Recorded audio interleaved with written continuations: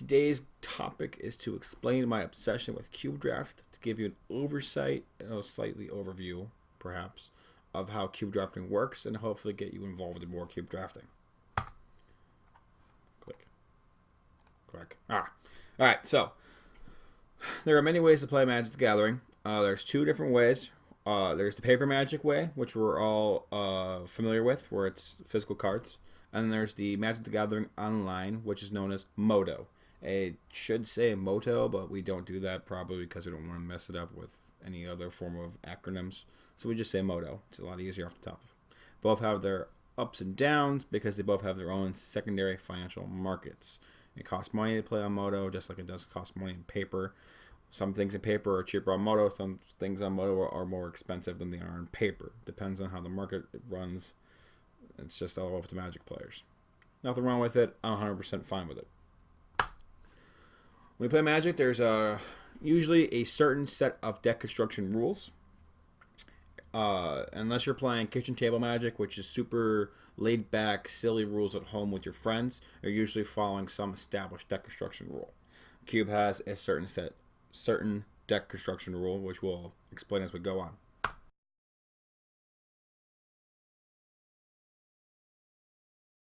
Just to clarify, there's two different ways, two distinctions to make. There's constructed play and limited play.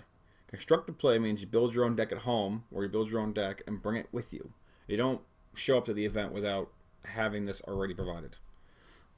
On the flip side, a limited play is where you show up to an event, you pay the entry fee of some sort. If it's with your friends, you split a box, you're still paying into the group. You're provided with booster packs, and these booster packs will be the card pool you'll use to build your deck. The main constructed formats, just a quick fire through: Standard, Modern, Legacy, Vintage. The format that matters the most at this moment right now is called Legacy, because that's where our Cube's card pool comes from. Legacy is any card that was printed since the dawn of time. It has a very specific ban list of cards. You can take a moment to read the screen. For the other three formats, Standard is the most newest, Modern is the middle, and Vintage is the Superfly old school format. Each of these formats have a certain timestamp of when cards are allowed and not allowed. And they also have everything but Standard has a ban list because the cards were either deemed too powerful or not functional for that card pool. Vintage is the only format with a restricted list where you're only allowed to play one copy of a card. Brings us to the most important part of the day here is a Booster Draft Limited format. In Booster Draft Limited format, you are provided with 3 booster packs from a selected card pool. 9 times out of 10 is usually a certain set.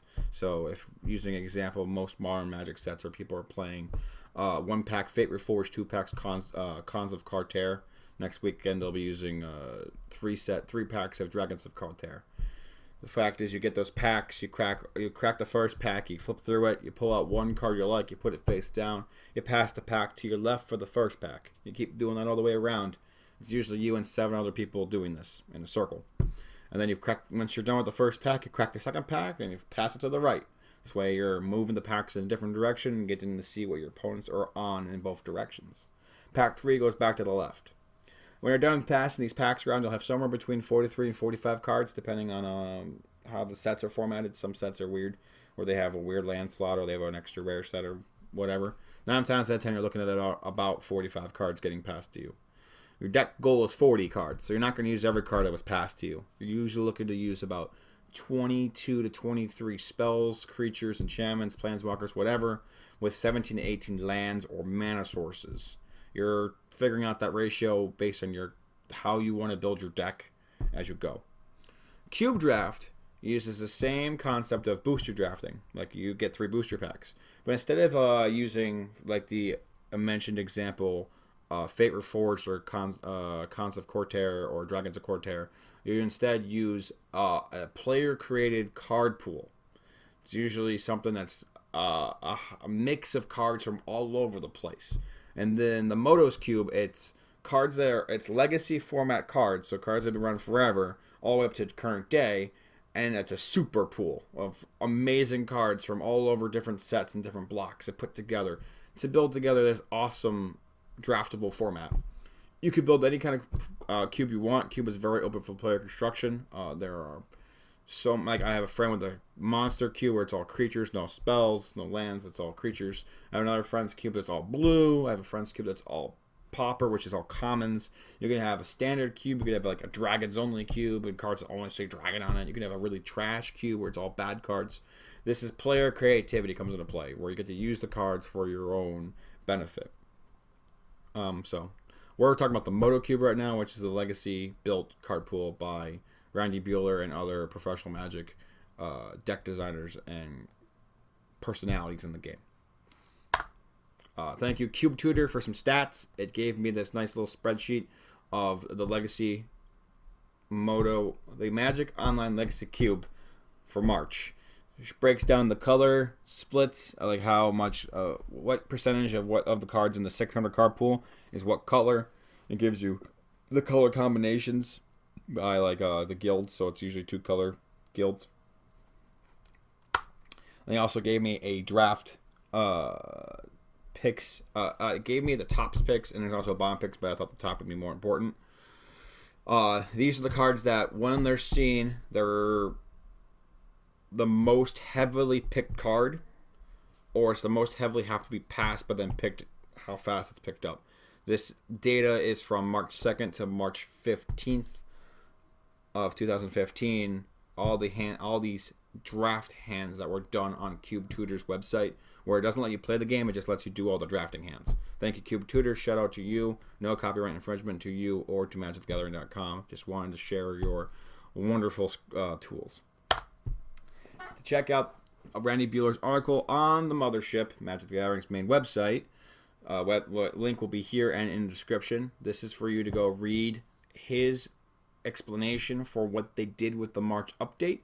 The cube gets updated every time a new set comes out, or a new ban restricted. Every time a new set comes out, if there's an emergency ban or something like that, they might update the cube, but it's usually with sets. They do it then. So this is the March update cube. He goes over all the picks and choices, what they had to do to make it more fun for players. I really hope you liked this video. It's something different. I'm using PowerPoint. If you don't like PowerPoint, or I'm boring you to death with PowerPoint, it went too fast, or you enjoyed it, whatever you feel like saying, or you just want to say kappa, kappa, kappa, go right ahead. Fire away in the comment section below here on the Ghost Incorporated channel. Feel free to tweet at me at the Struggle Stream with some screenshots of your cube deck. The cube goes until April 1st. It starts on March 17th. Hopefully when this video goes up online, you'll see it and get a nice little tease. Feel free to fire away. Shoot me a video. Shoot me a video of the game. Shoot me a screenshot. Whatever you want. We'll have some dialogue. I'm gonna keep a spreadsheet of everything I'm playing.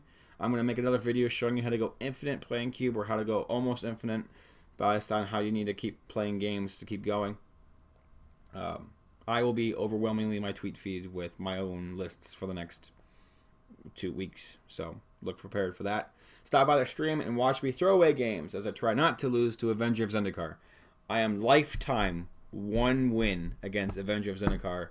Like, I've taken down 1 match my opponent had it. Every other time my opponent had that card, I got blown out. That is my current enemy number 1. I will always, always, always snap draft Avenger of Zendikar in the Legacy Cube, just so I do not lose against it. If I have to hate draft it, I will hate draft it. But the goal is to play Avenger of Zendikar to fix my lifetime record.